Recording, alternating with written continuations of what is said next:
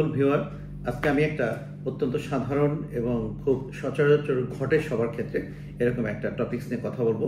টপিকসটি হলো মানুষ অতিমাত্রায় ঘামে কেন। ঘাম নিয়ে অনেক কথা আছে।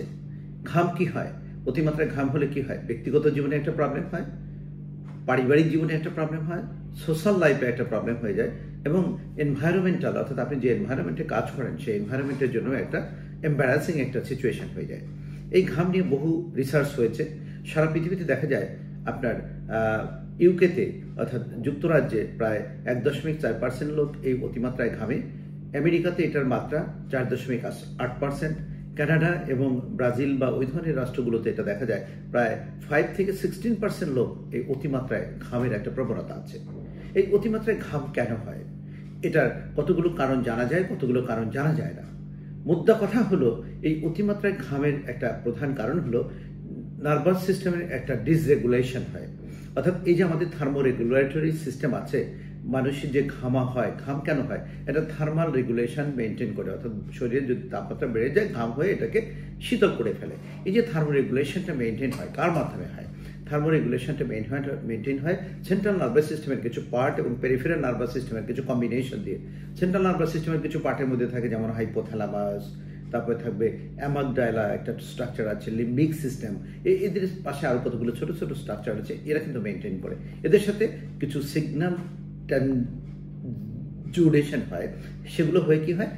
সেন্ট্রাল নার্ভাস সিস্টেম অর্থাৎ ব্রেনের কতগুলো নার্ভ সিস্টেম এবং পেরিফেরাল নার্ভাস সিস্টেমের কম্বিনেশন থাকে।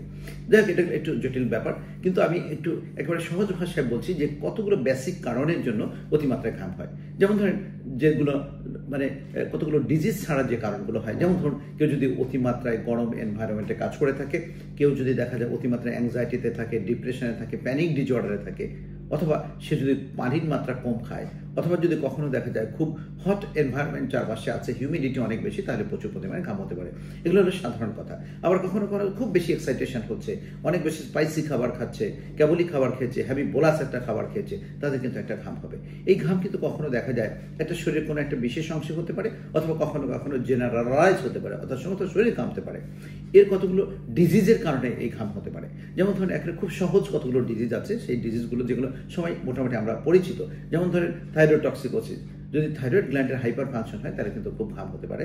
আবার যেমন ধরুন অ্যাক্রোমেগালি বলে একটা শব্দ আছে, অর্থাৎ এটা গ্ল্যান্ডের একটা টিউমার হয়, সেখানে একটা পিটুইটারি টিউমার হয়, সেখানে হরমোনগুলো ইমব্যালেন্স হয়ে যায়, সেক্ষেত্রে একটা সমস্যা হয়ে থাকে, সেক্ষেত্রে একটা ঘাম বেশি হয়ে থাকে। কখনো কখনো ডায়াবেটিস পেশেন্টদের ক্ষেত্রে কিন্তু অতিমাত্রায় ঘাম হয়ে যায়, অর্থাৎ এই রেগুলেটরি মেকানিজমটা নষ্ট হয়ে যায়। এছাড়া কিছু ড্রাগস আছে, কিছু নার্কোটিক্স ড্রাগস আছে, কিছু ড্রাগস আছে আরও, সেই সমস্ত ড্রাগসগুলো খেলে পরে হতে পারে। ফিজিওলজিক্যালি অনেক সময় দেখা যায় জ্বর হয়েছে, জ্বর থেকে ঘাম ছেড়ে গেলে তারও কিন্তু একটা ঘাম হতে পারে। এই যে সাধারণ কথাগুলো বললাম আমি, এই যে ঘাম অতিমাত্রায় কেন বেশি হয়, এই অতিমাত্রায় ঘাম কেন বেশি হয় সেটা নিয়ে পরবর্তীতে আরো আলোচনা হবে। অর্থাৎ এখান থেকে বাঁচবো, যেহেতু এটা সোশ্যাল প্রবলেম, ব্যক্তিগত প্রবলেম, এবং আমরা জব এর ক্ষেত্রে একটা প্রবলেম হয়ে যায়, এই জন্য এটা নিয়ে আরো বেশি একটু কথা বলা দরকার আমি মনে করছি। আগামী ভিডিওতে আমি এটার চিকিৎসা নিয়ে কথা বলবো। আমি doctor Rafiqul Islam, associate professor, national institute of neuroscience hospital আগারগাঁয়ে কর্মরত। আমি নিউরোলজি, মেডিসিন এবং পুষ্টি নিয়ে কাজ করি, এবং আমি অনেকগুলো ভিডিও দিয়ে থাকি, প্রতি মঙ্গলবারে একটা ভিডিও।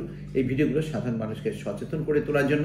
যারা এখন আমার ভিডিওগুলো দেখেননি বা সাবস্ক্রাইব করেননি, তাদের কাছে অনুরোধ থাকবে সাবস্ক্রাইব করবেন, লাইক, শেয়ার এবং কমেন্ট দেবেন। অন্য ভিডিওতে আবার কথা হবে। আল্লাহ হাফেজ।